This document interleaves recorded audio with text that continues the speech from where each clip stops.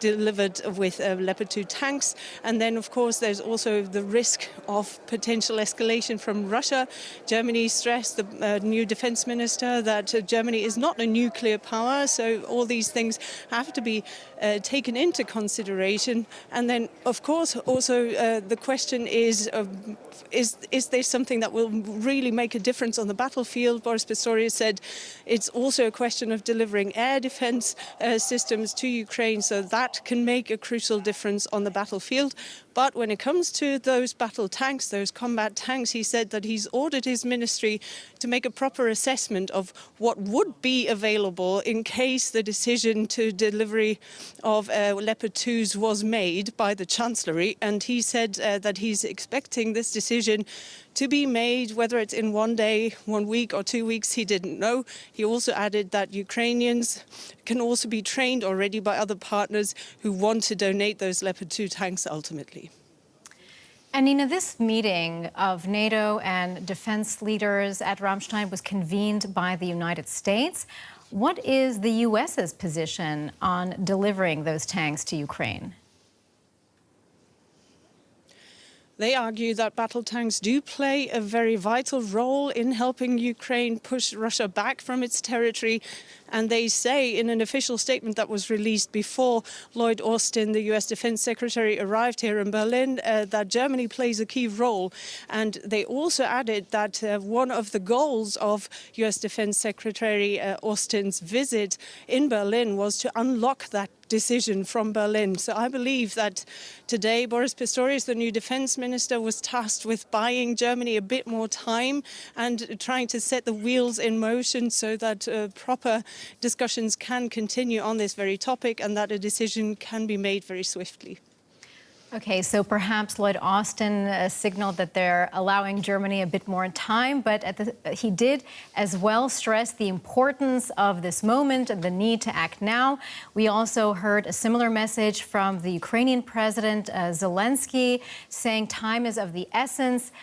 How is the German Chancellor Scholz, likely to respond to this kind of pressure from all directions?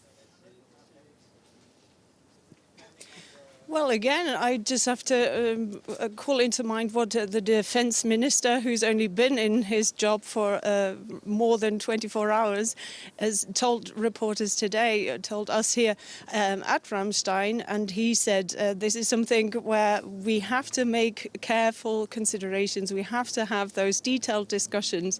And this is not something that can be decided so quickly.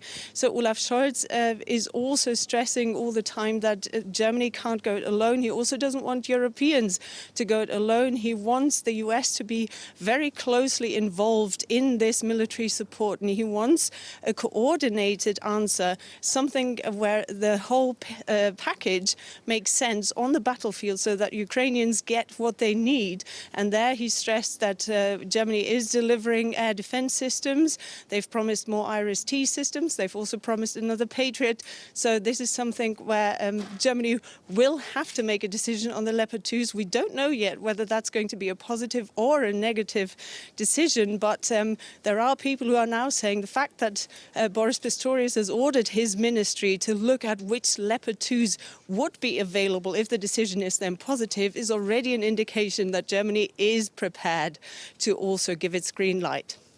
And we also can't forget that for Germany, it really is about overcoming its taboo that's rooted in its history as the aggressor state during World War II. So things have shifted in Germany. We can see that. At the same time, we have been hearing from supporters of Ukraine who've been warning for months that the biggest danger was so-called Ukraine fatigue in Western capitals. But are we seeing this new flurry of weapons pledges, weapons deliveries? Is that telling us that there is a kind of new resolve in the West to support Ukraine and to continue to do so? And why this resolve now? everybody is considering this point in time a crucial time on the battlefield in Ukraine. Now, that is something that everybody agrees on. Now, this meeting here at Ramstein is one of those. It is a series of meetings, so this is not an isolated thing. This is the contact group that's meeting all of Ukraine's allies, trying to coordinate how best they can help Ukraine in that fight on the ground to push back Russia a little. Everybody's talking about the big spring offensive that Russia is planning. Russia is trying to regroup, it's trying to retrain, and Ukraine needs to have the right equipment to answer to that. Now, that is a very clear message coming out of Ramstein today. So the media, of course, have been focusing a lot on the Leopard 2 issue, and it is one big part of the big puzzle, but it also plays a role in identifying the countries that can deliver other systems that are just as vital. And President Zelensky, for example, is calling for a lot more help when it comes to fighter jets. He's even asked for long-range missiles. So there are a lot of demands on the table, and now they are sitting together around the table, and they want to send this symbol and message out to the world that the West remains resolved and that these efforts are not just words, that they will send big packages. The US announced a very big new package of $2.5 billion today that also consists of strikers, of more armored vehicles, of more ammunition, and that is also something that Ukraine desperately needs. Well, the Kremlin also is carefully watching this meeting at Ramstein and paying attention to the pledges of additional weapons for Ukraine. And we've heard warnings from a Kremlin spokesman that the West will, as he put it, regret supplying Ukraine with additional tanks, and arguing that it wouldn't change anything on the battlefield. Are Western countries concerned about a possible retaliation from Moscow? Was this discussed at Ramstein? Boris Pistorius was asked that question, whether there is a fear of such escalation, and his answer was, we are not afraid, we are not people who will be easily scared, but we have a responsibility to also look after our own people. So we do have to make all these considerations with our own people in mind as well. Now, from the Kremlin, of course, we've been hearing those threats for a long time, and this is something where Western governments have repeatedly said, we've heard those threats for a long time now, and this is now a crucial time where we can't allow Russia to regroup. We mustn't lose time, was something that the US Defense Secretary Lloyd said here this morning at the opening remarks. This is something where history is watching us. He said Kyiv is watching us, and the Kremlin is too. Well, the former Russian president, Dmitry Medvedev, issued a very dark threat. He was warning that, as he put it, a nuclear power losing in a conventional war can provoke the outbreak of a nuclear war. Nina, how much concern is there among the Western leaders that Russia might actually go ahead and use nuclear weapons? Well, of course, nuclear weapons are, politically speaking, something that you have so that you don't have to use them. That worked during the Cold War. The countries bought nuclear weapons so that other countries wouldn't attack them, and nobody was planning to use them properly. But of course, these threats have come out of the Kremlin for a long time now, for a couple of months now, and it is something that is being heard in the West, of course. Now, when it comes to that Medvedev statement, many people that listened to that said what was interesting about that statement was that, in fact, not just that nuclear threat, because that is a repetition, essentially, albeit a serious one. But what he mentioned was, for the first time, this was somebody high-ranking who spoke of the possibility that Russia could lose this war. And this is not something that we've been hearing a lot, but lately also people who are spreading Russian propaganda on the official state channels, for example, they have also been saying that Russia risks losing this war as well. DW's chief political correspondent, Nina Hase at Ramstein. Thank you, Nina. We'll be checking in with you a little bit later. As we've been mentioning right now, Ukrainian officials and their Western partners are meeting at Ramstein Air Base here in Germany to discuss a major boost in military aid for Kiev. And all eyes are on Germany and whether Berlin will greenlight deliveries of its modern Leopard 2 tanks to Ukraine. But the new defense minister is stressing that no decision has been made yet and that divisions over the issue still remain. It's a meeting many here say comes at a crucial moment. With Russia regrouping and recruiting, Ukraine's allies feel they have to ramp up their support, and fast. This is not a moment to slow down. It's a time to dig deeper. The Ukrainian people are watching us. The Kremlin is watching us. And history is watching us. So we won't let up. And we won't waver in our determination to help Ukraine defend itself from Russia's imperial aggression. Many of the countries present in Ramstein have already announced additional military aid. Armored vehicles and ammunition, for example. But the main focus of today's conference is on what's not yet on that list. The German Leopard 2, a heavily armed battle tank Kiev has long been asking for. Germany itself is so far reluctant to deliver and says it would take a very long time anyway. Other countries like Poland and Finland, however, also have these tanks and are willing to send them to Ukraine fast. But that too needs the green light from Berlin, and pressure is mounting. Poland is now hinting it might go ahead without permission from Berlin.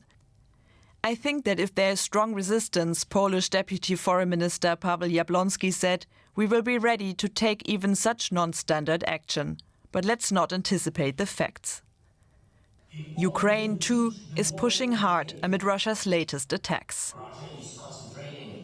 And I'm truly grateful to all of you for the weapons you have provided. Every unit helps to save our people from terror. But time remains a Russian weapon. We have to speed up. Time must become our common weapon. Just like air defense and artillery, armored vehicles and tanks, which we are negotiating about with you. Germany's new defense minister, Boris Pistorius, who's been in office little more than 24 hours, says he is preparing for the decision from the German chancellor. In the event of a negative decision, nothing needs to be done. But in the event of a positive decision, we have to move quickly, because it is then a matter of training, checking the Leopard tanks and the like. That's why this morning I ordered my ministry to examine the stocks of the different types of Leopard tanks, both in our own forces and in the industry.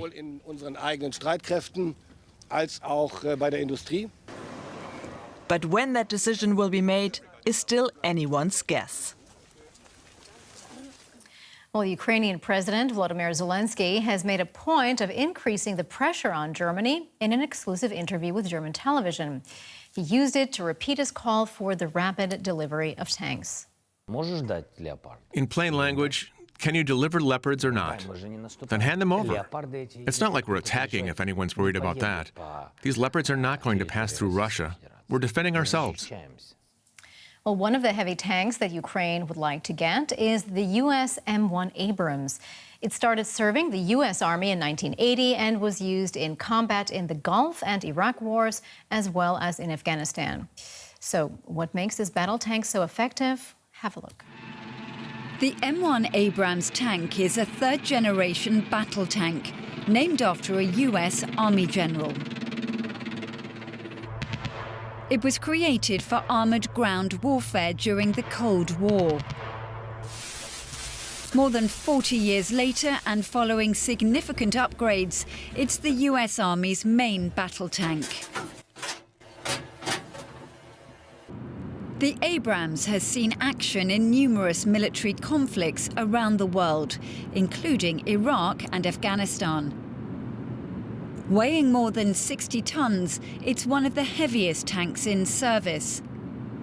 That makes it bulky, but it's well protected against most anti-tank weapons. Its 120mm main gun has a range in excess of 4 kilometers. What makes the M1 Abrams unique is its gas turbine engine, which uses a type of jet fuel. Although it has an impressive performance, even Washington has acknowledged it has very high fuel consumption compared to traditional diesel engines. The US also admits the tank system is hard to maintain and expensive to run. Just two of the reasons why Washington has been reluctant to deliver this battle tank to Ukraine. For months, Ukrainian forces have been locked in bloody battles against Russian troops in the eastern Donbas region. Fighting has intensified around the town of Bakhmut, where soldiers and civilians are holding out in harsh winter conditions. Despite the dangers, some volunteers continue to take aid to people in the area. DW's Sonia Folnikar met some of them in the capital, Kyiv. Yarina Hordienko is getting ready to go to the danger zone. She's about to leave for Bakhmut in the eastern Donbas. Some of it is for hospitals. The doctors often have to cut their uniforms open and the soldiers need clothes. And this is for broken bones or joints. She's got magazine pouches and power banks, medical supplies, and candles for power shortages. Yarina was an actress before the war. Now she raises money for supplies and takes them to the front lines. It's risky work. Yarina posts about her trips on social media. That's how she raises donations. She had a scare on her last trip to Bakhmut. Her group got dangerously close to Russian troop positions. And taking aid to those in need isn't always as simple as it sounds. I was in Bakhmut in November. There aren't many people left. Some people are pro-Russian, others are pro-Ukrainian. There are a few kids and lots of elderly people. Some of the men shouted at us. They were angry we were there, even though we were providing food supplies. It was hard. They were very hostile. But she's going back, even though it's frightening. At times I'm scared. We're not superheroes. Going to the front lines, seeing all of this shelling, it's really inspired me. It sounds strange because we see all of this devastation, but it has motivated us to continue working.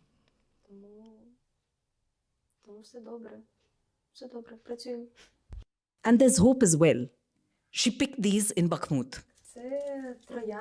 They were blossoming there. It's a symbol of Ukrainian land. Despite the war, flowers are flourishing there.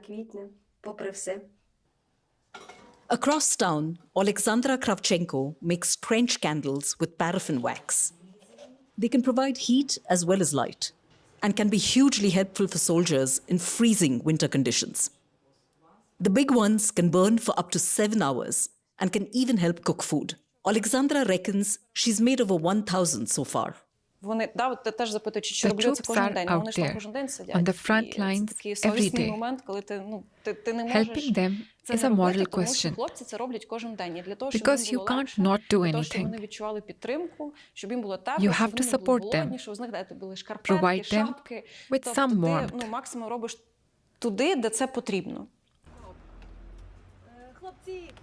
Alexandra's trench candles will go with Yarina.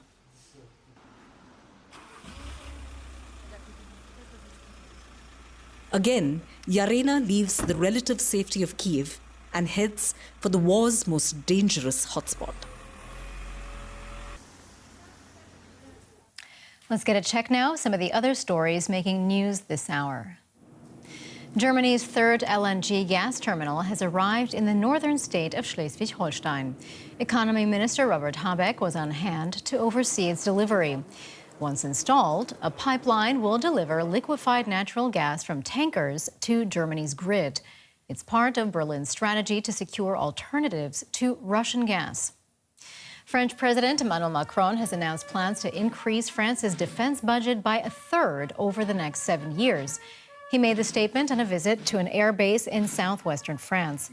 Macron told military personnel he'd ask Parliament to approve a new budget of 400 billion euros through 2030. U.S. President Joe Biden has visited areas in California hit by deadly rain and snowstorms. At least 20 people have died in the extreme weather. Biden met with people impacted by the damage to determine what additional federal funds are needed to help in rebuilding. He said that anyone doubting climate change, quote, must have been asleep in recent years. Months of anti-government protests in Iran have seen dozens of people killed by security forces and thousands more jailed. Executions of people involved in the protests have sparked international outrage. And now some Iranian actors have taken to the stage abroad to show their solidarity with their compatriots. We have this report from Istanbul. Baharak Salaniya is getting ready for her big performance. She's written a theater play called Women's Wing. It's about violence against women in Turkey and, most of all, in her native Iran. Her role, a protester who was shot dead by police. It's no longer just a story. The plot has become an example of life imitating art. 2 weeks after I finished the script, Mahsa Amini died in Iran. It made me want to use this play to give a voice to all Iranian people. For the last 7 years, Salaniya has lived in Turkey as a refugee, like many other Iranian actresses. They support the protests in Iran, on stage and online. In Turkey, they feel safe, but also helpless.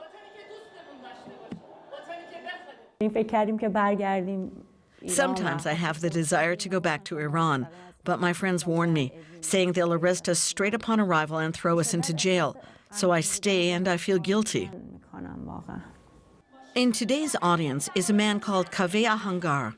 He was a member of the opposition in Iran and was threatened with a ban on leaving the country and possibly prison. He fled to Turkey but doesn't feel safe. Ahangar claims the Iranian Secret Service persecutes regime critics here, too. 2 people broke into my apartment, tied my hands behind my back, threatened me with a knife, and tried to abduct me. Thanks to the help of my neighbors and a friend, they didn't succeed. Since then, he frequently changes apartments. During our interview, a woman films us. When we confront her, she says she's a tourist and leaves. It's a familiar scene for Ahangar. And a sign the conflict in Iran is playing out right here in Istanbul, too. For decades, Thailand has been a top destination for millions of Chinese travelers. But the stream of tourists dried up when the COVID-19 pandemic struck and China shut its borders. Beijing has now eased its pandemic travel restrictions, and Thailand has begun welcoming back Chinese tourists with fanfare. It was the red carpet treatment for Chinese tourists returning to Thailand. They were met with applause, flowers and gifts on arrival. The country's health minister was even there to greet them. We shouldn't get carried away, but we shouldn't panic either. This is our chance of an economic recovery after all the immense losses of the last 3 years. Before the pandemic, over 100,000 Chinese tourists travelled to Thailand every year, making up 30% of all arrivals. Now nearly 2 million are expected in just 2 weeks. But concerns about the virus haven't gone away, so people are being extra careful and even getting extra vaccination boosters. I'm worried about all of the Chinese tourists coming over here. This is my 6th dose, so I do feel more reassured now. A good, relaxing holiday. Thailand's Chinese guests have never needed one more than they do now. We closed 3 years. It's so long. Yeah, 3 years. Can't go out. Just open. China just open. Okay. Okay. Good for you. Yeah. Have a good time. Enjoy. Thank you. Thanks. Have a good time. He certainly is, after a long wait. To Peru now, where thousands of demonstrators have poured into the capital Lima as the country's deadly political crisis deepens. Supporters of ousted President Pedro Castillo are demanding the resignation of his replacement, President Dina Boluarte. They came by the thousands to oust a president. And after weeks of turmoil and deadly violence, their demands are getting louder.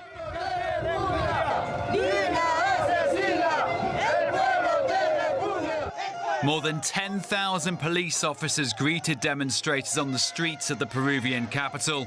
Authorities taking no chances after the country's worst violence in 2 decades.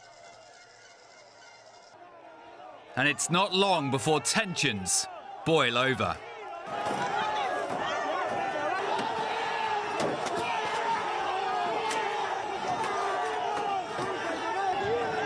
With running battles between police and protesters continuing into the night.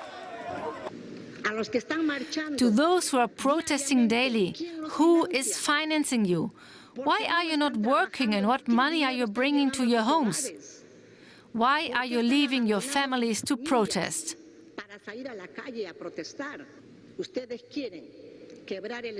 What you want to do is create chaos and disorder, and amid that chaos and disorder, take over the control of the country.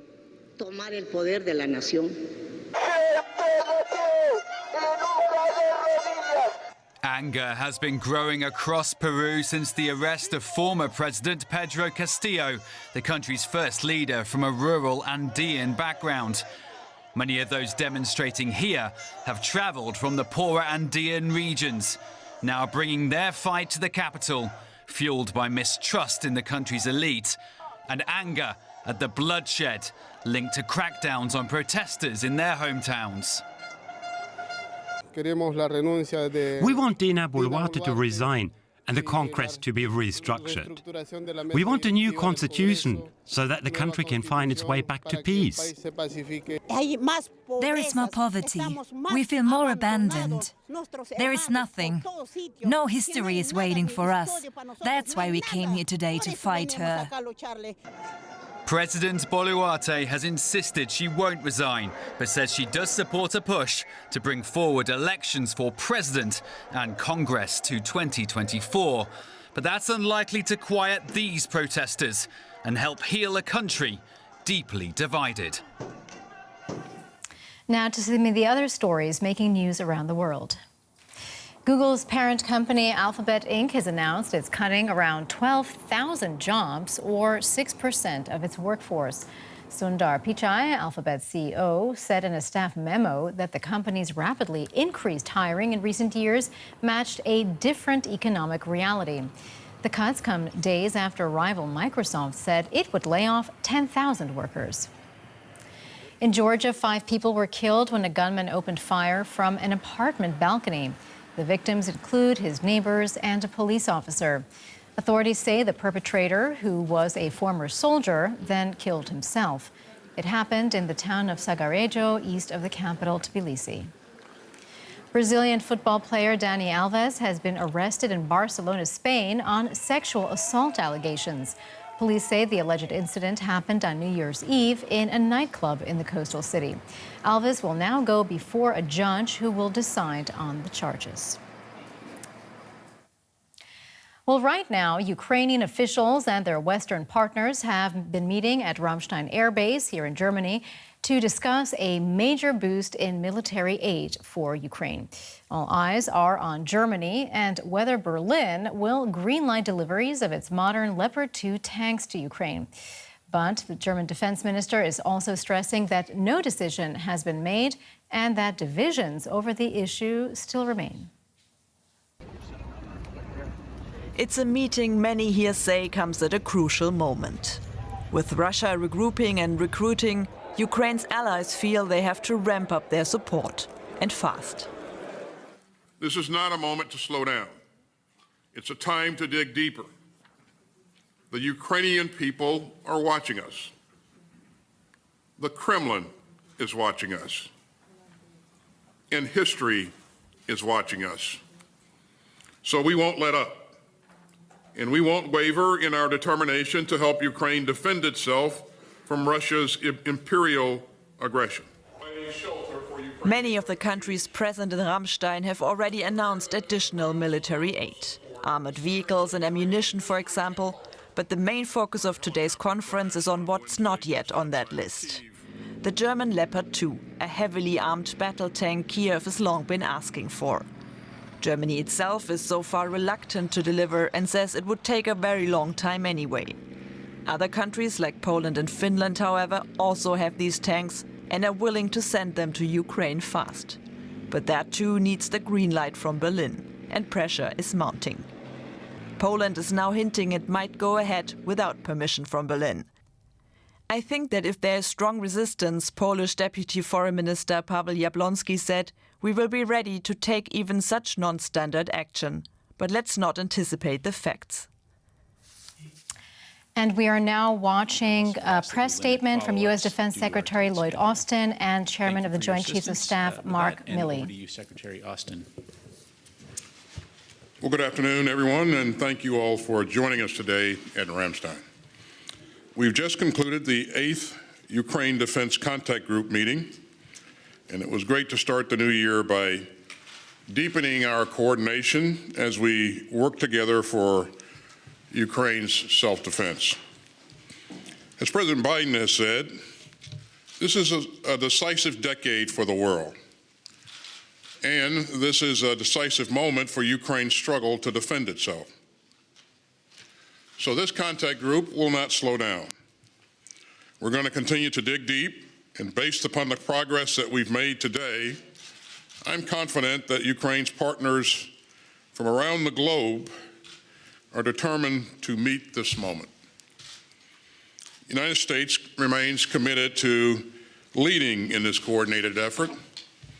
And this morning, I was pleased to announce another major round of U.S. security assistance designed to meet Ukraine's urgent battlefield requirements. And this $2.5 billion package is one of our largest yet. It helps Ukraine meet its air defense needs with additional NASAMS munitions and 8 Avenger air defense systems. And this package also helps tackle Ukraine's urgent need for armor and combat vehicles.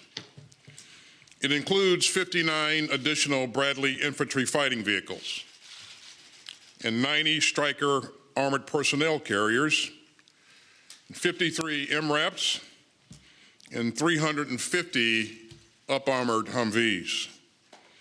And it will provide thousands more rounds of artillery. Now, we were honored to hear this morning from President Zelensky of Ukraine.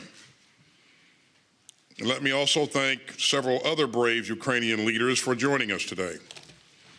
And that includes my good friend, Minister Alexei Reznikov, the Minister of Defense, and Lieutenant General Moyshuk, the Deputy Chief of Defense. Their presentations gave us a firsthand account of what Ukraine's military and citizens are facing. Today's meeting focused on Ukraine's needs for air defense and armor. We also pushed hard on how to synchronize those donations and turn them into fully operational capabilities. And that means every step from donation to training to maintenance and then to sustainment. We also focused hard on how our collective and individual training efforts would be prosecuted. So, as you heard, President Biden recently announced the latest U.S. training initiative, and it builds on U.S. programs to train Ukrainian troops dating back to 2014. Other countries are stepping up with their own initiatives, and many are joining the European Union's military assistance mission. And meanwhile, we're also continuing to strengthen our defense industrial bases through the work of the National Armaments Directors under the auspices of this contact group. And all of these efforts underscore how much we've deepened our cooperation since the contact group began last April. Our work shows how much nations of goodwill can achieve when we work together. And it shows our long-term commitment to supporting Ukraine against Russia's unprovoked aggression. Now, As we saw again just days ago in Dnipro, Russia continues its assault on Ukraine's civilian and critical infrastructure. And Russia continues to bombard Ukraine's cities with cruise missiles and drones. But the Ukrainian people stand defiant and strong. And Ukrainian troops are bravely defending their country and their fellow citizens. As Russia's cruelty deepens, the resolve of this contact group grows. And that's clear from the announcements that we've heard today. And I'll start with air defense. Several countries have come forward with key donations that will help protect Ukraine's skies and cities and citizens. And France, and Germany, and the UK have all donated air defense systems to Ukraine, and that includes a Patriot battery from Germany. And that's especially important coming alongside our own contribution of a Patriot system. And the Netherlands is also donating Patriot missiles and launchers and training. And meanwhile, Canada has procured a NASAM system and associated munitions for Ukraine. And so these air defense systems will help save countless innocent lives. We're also pushing hard to meet Ukraine's requirements for tanks and other armored vehicles. The UK has announced a significant donation of Challenger 2 tanks for Ukraine. And this is the first introduction of Western main battle tanks into Ukraine. And I also commend our British allies for making this decision. And Sweden announced it's donating CV-90 infantry fighting vehicles and an additional donation soon of Archer howitzers. We've also heard inspiring and important new donation announcements from several other countries, and that includes Denmark, which will donate 19 howitzers. And Latvia is donating more Stingers and helicopters and other equipment. And Estonia is providing Ukraine with a significant new package of much-needed 155 millimeter howitzers and munitions. Now, all of today's announcements are direct results of our work at the contact group. And these important new commitments demonstrate the ongoing resolve of our allies and partners to help Ukraine defend itself. Because this isn't just about Ukraine's security, it's also about European security, and it's about global security. It's about the kind of world that we want to live in. And it's about the world that we want our children and grandchildren to inherit. The members of this contact group are standing up for a world where rules matter, and where rights matter, and where sovereignty is respected, and where people can choose their own path, free from tyranny and aggression. And I'm confident that this group will remain united, and we'll continue to build momentum. We'll support Ukraine against Russian aggression for the long haul, and we'll continue to work toward a free and secure Ukraine in a stable and decent world. And with that, let me turn it over to the chairman for his comments. Good afternoon, everyone, and thank you, Secretary Austin, for your leadership in this 8th Ukrainian contact group in support of Ukrainian freedom. And thanks as well to all the ministers and the CHODs, the chiefs of defense that were here, who represented 54 different countries today. A special thank you also to the Ukrainian Minister of Defense, Ryzhikov, and Deputy Chief of Defense, General Moisek. I had recently had an opportunity to meet with General Zaluzny in Poland, and General Moisek was here representing him. They all represent the exceptional bravery of the Ukrainian Army, and most importantly, the Ukrainian people. This week, after meeting General Zaluzny, I had an opportunity to visit some of the training and the mech infantry that we are doing at Grafenwehr here in a training area in Germany. Also had an opportunity to do some coordination meetings in Wiesbaden, and then attended the NATO CHODs military committee meeting where all the members of all the CHODs of NATO had an opportunity to meet, with one of the primary topics being support to Ukraine. And then, of course, this week, ending it today, this week, with the contact group. I think that over my 43 years in uniform, this is the most unified I've ever seen NATO, and I've dipped in and out of NATO over many, many years. The war has evolved over the last 11 months, but the mission of this group, this contact group under General Austin's leadership, under Secretary Austin's leadership, has remained the same. We are effectively committed to support Ukraine with capabilities to defend itself against the illegal and unprovoked Russian aggression.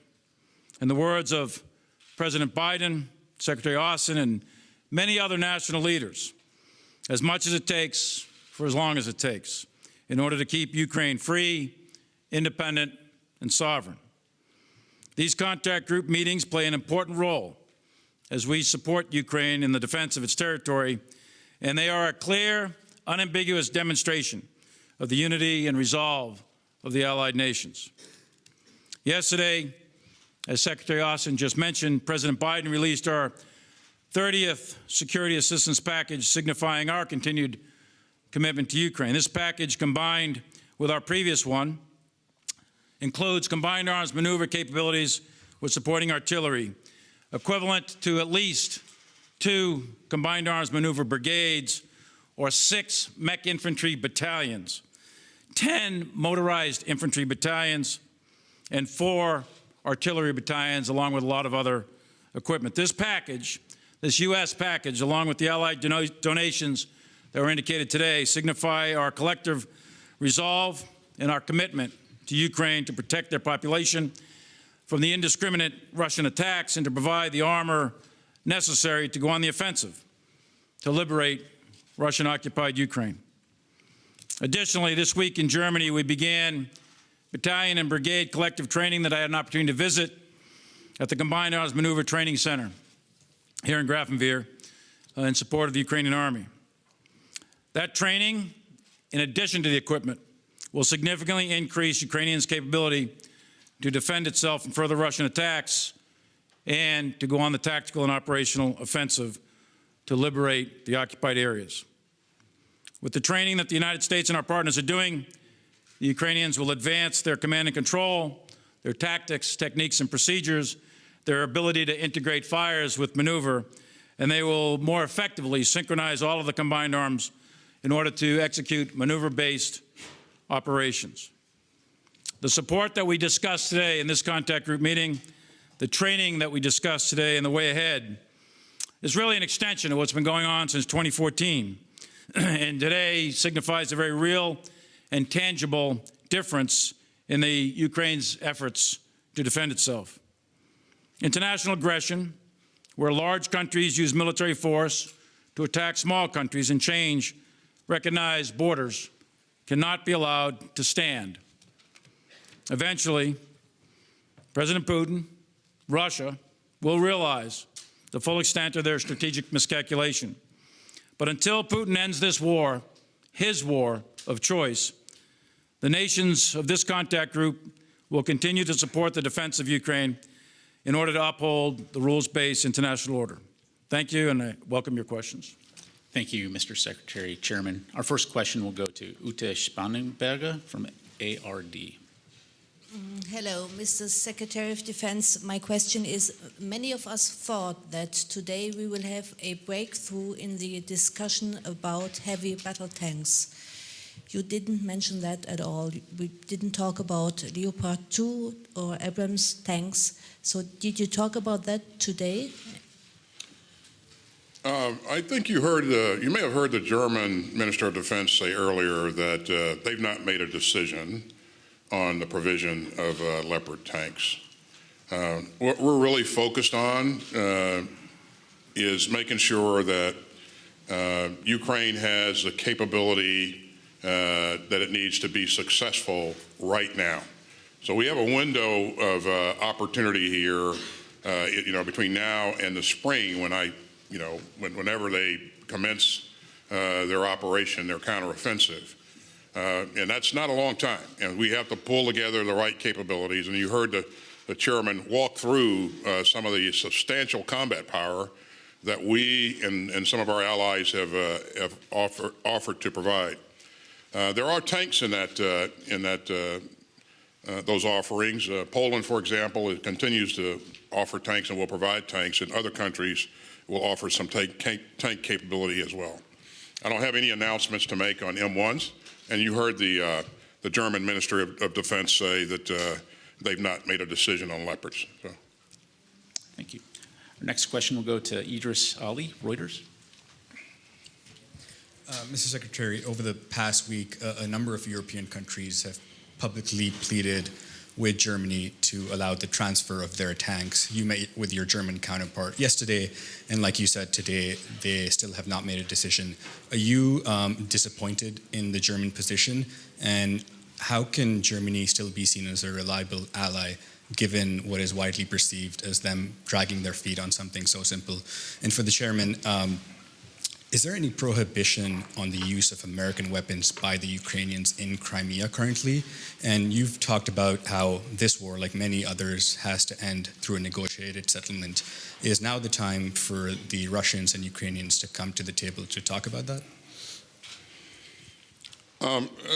Thanks, Idris. First, let me say that this isn't really about one single platform. And so our goal, and I think we've been fairly successful at doing this and bringing together capability, is to provide the capability that Ukraine needs to be successful in the near term. And so you've heard us talk about 2 battalions of Bradley infantry fighting vehicles, very capable platform. 3 battalions or brigades worth of Strikers. So you add that up, that's 2 brigades of combat power that the U.S. is providing, along with enablers and other things. So you look at Sweden providing a battalion of CV-90s, that's an armored personnel carrier. The Germans are providing mortars. The Poles are providing a battalion's worth of mechanized capability. You heard the chairman highlight 4 battalions of artillery, mechanized artillery that's being provided. So this is a very, very capable package, and they, you know, if employed properly, it will enable them to be successful. Now we're going to ensure that we're doing everything necessary to ensure that they have the ability to employ it properly. You heard us talk about training, additional training that we're going to do. This is something that we haven't been able to do in the past. So, you know, as we speak, you know, troops are being linked up with Bradley infantry fighting vehicles, and they'll train for weeks, not only on just how to operate the vehicles, but also on how to properly set conditions for maneuver and then maneuver. And then, you know, how to exploit opportunities, how to breach obstacles. So I think this will be a really, really capable package that we put together. And I really do believe that it will enable the Ukrainians to be successful going forward. So this is not dependent upon a single platform. This is a combined arms effort that we brought together that I truly believe is going to provide them the best opportunity for success. And it's on your first question, typically we're not going to discuss, I don't discuss either prohibitions or permissions, authorities. On the use of weapons, et cetera. That goes towards rules of engagement. We don't typically discuss those in a public forum. On the second question, President Biden, President Zelensky, and most of the leaders of Europe have said that this war is likely to end in a negotiation. And from a military standpoint, this is a very, very difficult fight. This fight stretches all the way from right now, so the front line goes from all the way from Kharkiv down to Kherson, and there's significant fighting ongoing, and it's more or less a static front line right this minute, with the exception of Bakhmut and Soledar, where there's significant offensive action going on really from both sides. The distance, that for the United States, that's about from, I guess, Washington, D.C. to Atlanta. So that is a significant amount of territory. And in that territory, are still remaining a lot of Russian forces in Russian-occupied Ukraine.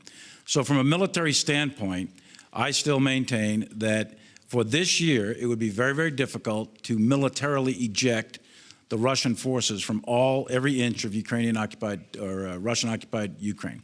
That doesn't mean it can't happen, doesn't mean it won't happen, but it'd be very, very difficult. I think what can happen is a continued defense, stabilizing the front. I think it's possible to clearly do that. And I think it's depending on the delivery and training of all of this equipment, I do think it's very, very possible for the Ukrainians to run a significant tactical or even operational level offensive operation to liberate as much Ukrainian territory as possible. And then we'll see where it goes. But I do think at the end of the day, this war, like many wars in the past, will end at some sort of negotiating table. And that'll be determined in terms of timing by the leaders of both countries, both Russia and Ukraine. President Putin could end this war today. He started it. It's his war of choice, and he could end it today because it's turning into an absolute catastrophe for Russia. Massive amounts of casualties, lots of other damage to the Russian military, et cetera. So he should and could end this war right now, right today. Thank you. Our next question will go to Anselm Stern, ZDF. Thank you very much. Mr. Secretary, is Germany doing enough in order to show real leadership in Europe? Thank you. Yes, but we can all do more, and the United States and every other member of the UDC can do more. Germany has contributed a lot to this campaign. From the very beginning, we saw them cycle in air defense capability, the Gepards, the Patriots most recently, IRIS-T. They've stepped up and offered to provide the mortars. They will provide those mortars and conduct the training on those platforms. We are training Ukrainian soldiers on maneuver and other things and specialty things here in Germany as well. So Germany continues to open its doors and make the training areas and facilities available for us to continue to do the work that we need to do. And Germany is also training troops and training battalion and brigade headquarters. So, they have a big oar in the water like the rest of the contact group does, and they're working hand in hand with the rest of our colleagues here. So I think Idris asked me earlier if Germany was a leader. Was that the right question there, Idris? How can you see them as a reliable ally? Oh, yeah, okay, yeah. They are a reliable ally, and they've been that way for a very, very long time, and I truly believe that they'll continue to be a reliable ally going forward. Not to mention, they have, Germany is host to 39,000 of my troops and their families, and also 10,000 civilians here. And so we've had a great relationship throughout over the years, and we'll continue to have that great relationship. And Germany will continue to exercise leadership going forward. So. Thank you. Our next question will go to Dan Lamothe, Washington Post. Good evening, gentlemen. Thanks for your time today. Secretary Austin, a number of lawmakers and observers have said that at this point, it makes sense to send a small number of Abrams tanks, if only to encourage Germany to unlock the Leopard tanks that they have not sent. Is that feasible? And if not, why not? And for the chairman, please, given the amount of armor the United States and allies are sending at this point, how confident are you that they can put together a coherent offensive in the coming months?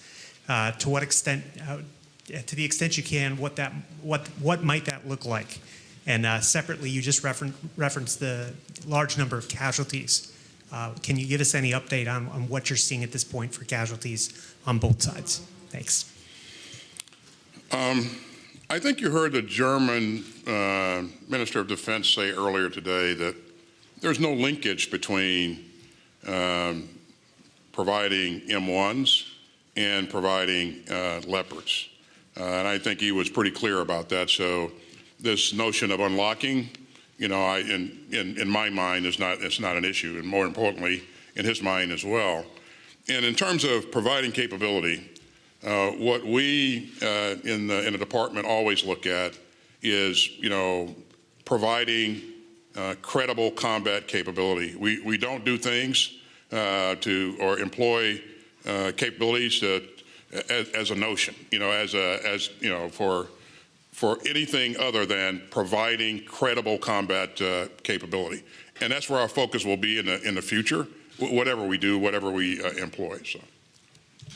So Dan, on the in order to execute a successful offensive operation at the tactical or operational level, which is really what we're talking about here, for the Ukrainians, you've got to not only man the unit, which the Ukrainians have the personnel, but they have to be trained. And so they got to be married up with the equipment, and then they got to be trained. And if you look at the weather and terrain, et cetera, you can see that you have a relatively short window of time to accomplish both those key tasks. So that's very, very challenging to do that. For all these different nations that were here today, to assemble all of the equipment, get it all synchronized, get the Ukrainian troops trained, et cetera, that'll be a very, very heavy lift. Confident, yes, I think it can be done, but I think that it'll be a challenge. There's no question about it. So we'll see. I don't want to predict one way or the other, but the Ukrainian forces so far have executed at least 2 and perhaps even more than that very successful offensive operations. One up around Kharkiv, crossing the Oshkil River and over into the Russian lines to the east of Kharkiv. And then they've run a very successful operation down in Kherson. So it remains to be seen, but the equipment's got to get married up with the people got to get trained on the equipment, and all of that's going to have to get shipped into Ukraine, et cetera, all put together inside of a coherent plan. Obviously, General Zaluzzi and I and others have discussed what his visions were, not in executable level detail yet, but he's working on that, and we'll see which way it goes. In terms of casualties, you know, the numbers of casualties in war are always suspect. But I would tell you that the Russian casualties, last time I reported out on it publicly, I said it was well over 100,000. I would say it's significantly well over 100,000 now. So the Russians have suffered a tremendous amount of casualties in their military. And that includes their regular military and also their mercenaries in the Wagner Group and other type forces that are fighting with the Russians. They have really suffered a lot. Now, you saw that the Russians did a call-up of, called up in the mobilization 300,000. I think they were able to get maybe 200, 250,000, something in that range. So they're replacing their losses in terms of manpower, but they have suffered a huge amount.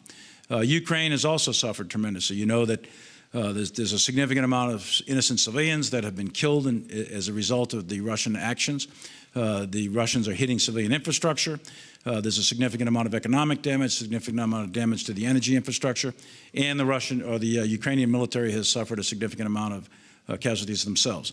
So this is a very, very bloody war, and there's significant casualties on both sides.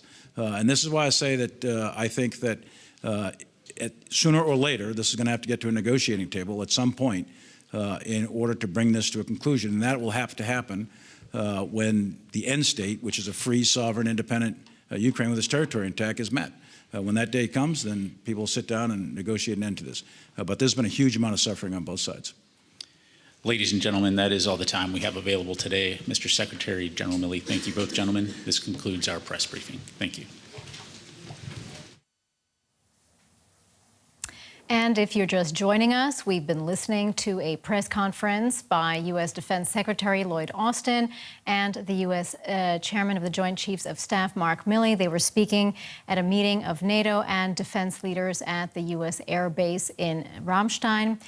Let's go back to DW's chief political correspondent, Nina Hase, who is at Ramstein and has been following the remarks made by the two of them. Nina, the U.S. Defense Secretary, he began by outlining all the new military aid that's being pledged by Ukraine's allies. And again, he stressed that it's not just about ensuring Ukraine's security, but it's also about the security of Europe and even the world, about the future of the world. What else stood out for you in the remarks by the Defense Secretary? What I thought was interesting was how the U.S. Defense Secretary Austin said that today was actually a very clear message that the West is united, that they are resolved, remain committed to supporting Ukraine for as long as it takes. They warned that this war might drag on and that today was a symbol also of unity towards Russia.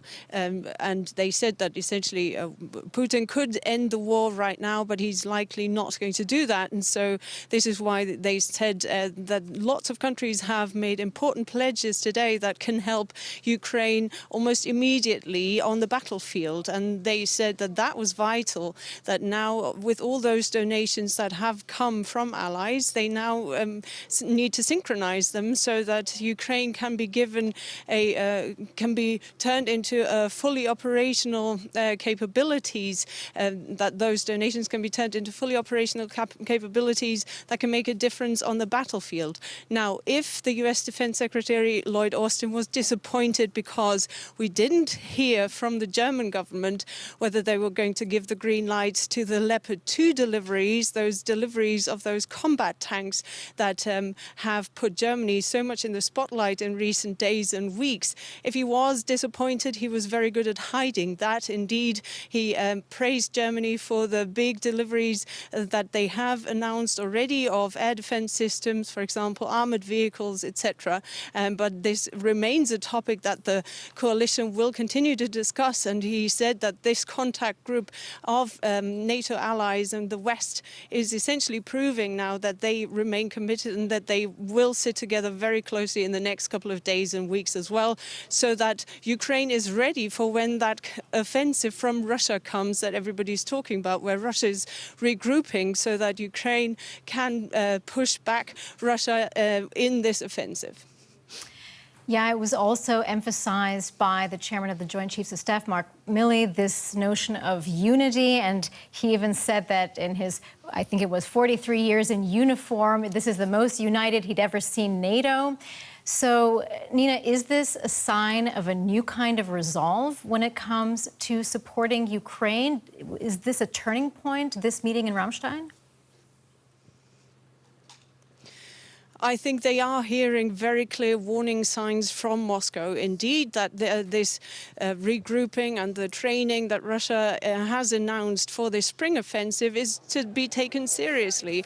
And this is something that, of course, many allies in NATO are very concerned about because they are so close, just geographically speaking, the Baltic states, for example, and Poland, which is why they're willing to throw a lot into Ukraine right now so that Ukraine can hold its ground, that it can defend itself. Now, the chairman also said that he doesn't expect Ukraine to be able to push Russia out of its territory entirely by the end of the year, but that at least they might manage to claim back some of its territory, and that was vital, that now the West shows that it can support Ukraine with a coordinated military package, because, of course, it doesn't help if Ukraine gets lots of different tank systems, for example, where there's no maintenance infrastructure in Europe, or it doesn't help if it gets lots of different vehicles that need different ammunition. This all needs to be coordinated, and that's what's happening at the moment. Now, of course, all eyes are again on Germany, because it is very difficult to explain to international partners just why the German government is so hesitant. But Germany says it's not alone in this reluctance to send those combat tanks. But they also said that there will be a decision, whether it's tomorrow or next week or in 2 weeks. The new defense minister said he doesn't know, but there will be a decision. And if it's positive that the German government will give its okay to delivering Leopard 2 tanks to Ukraine, then he said he's ordered his ministry to take stock already of what is available. Now, already is a very positive word in this context, because, of course, you could wonder why didn't that happen last year. So the criticism of the German government is not going away, but officially, at least in the public sphere, the West is trying to show a very united picture here at Ramstein. It was indeed interesting to hear the German defense minister say they're going to be checking the stocks, even though there's no decision yet. It's kind of a no, but not really a no. Was there more detail on what exactly is making Germany hesitate like this? Well, there are several factors at play here. Olaf Scholz is very hesitant and has always said that Germany can't be the only country delivering combat tanks. He doesn't want the pictures of German tanks fighting against Russian tanks, not on Ukrainian territory, especially not on Russian territory. There are simply those memories of the cruelties that Germany committed during the two world wars. But there's also public opinion, which is a factor that plays into Olaf Scholz's hesitancy here. The picture is very split when it comes to should Germany deliver those tanks or not. And behind the scenes, you're hearing, well, yeah, what if this goes wrong? What if Russia does win? What if Ukraine doesn't manage to do it? Germany is not a nuclear power. So what do we do if all those weapons are in our neighborhood and we can't control them and we couldn't defend ourselves?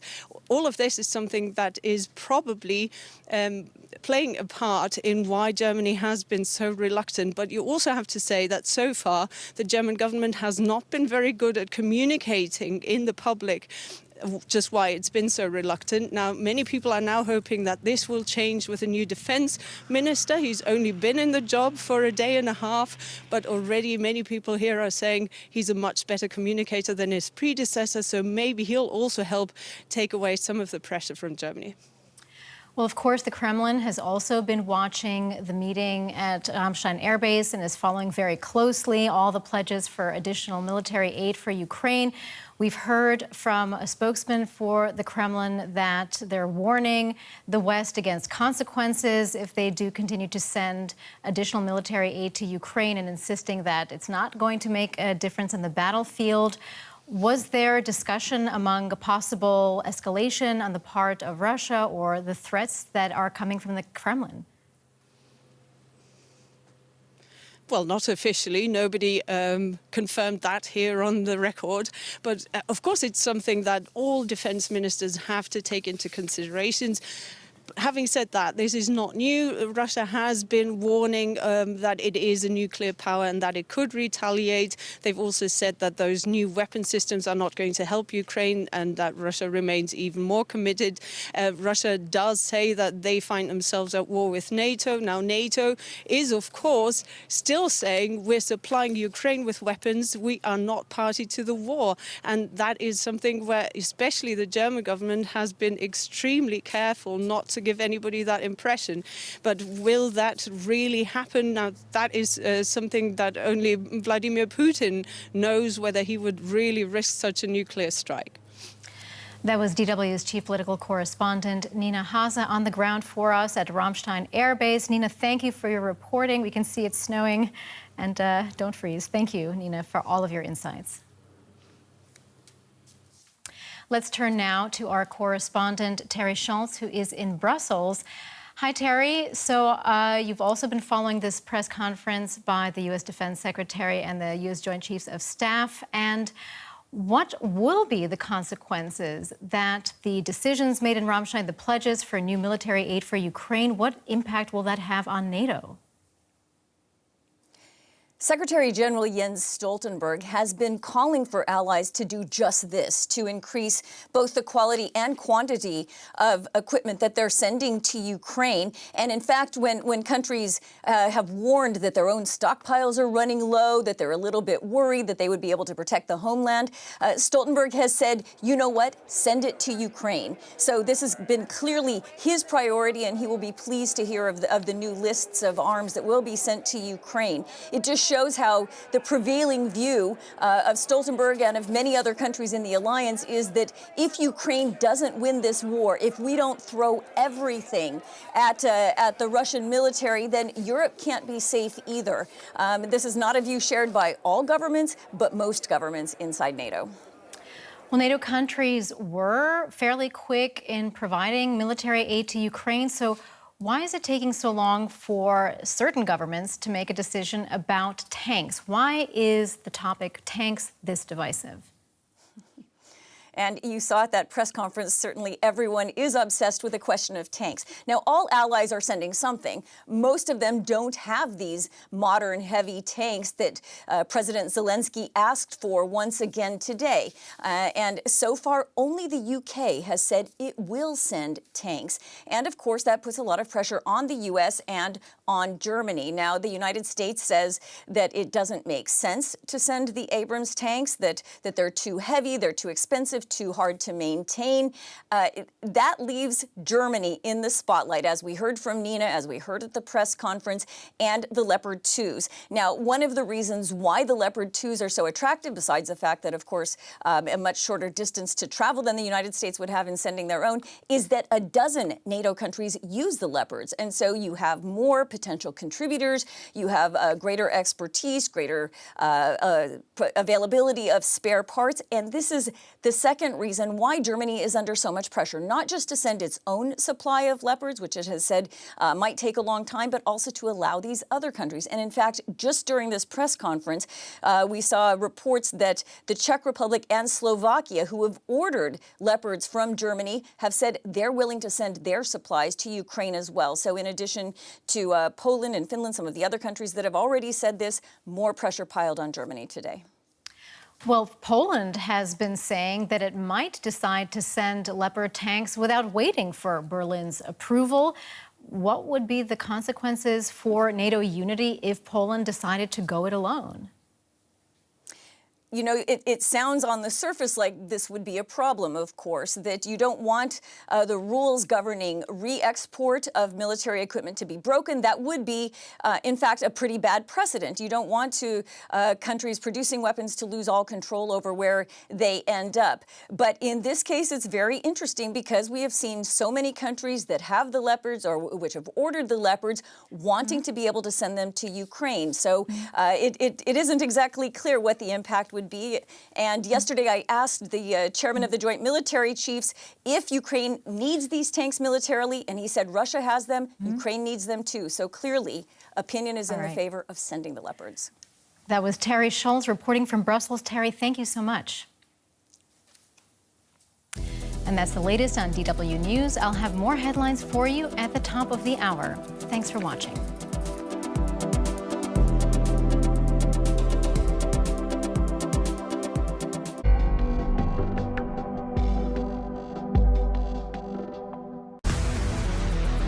Our interest, the global economy. Our portfolio, DW Business Beyond.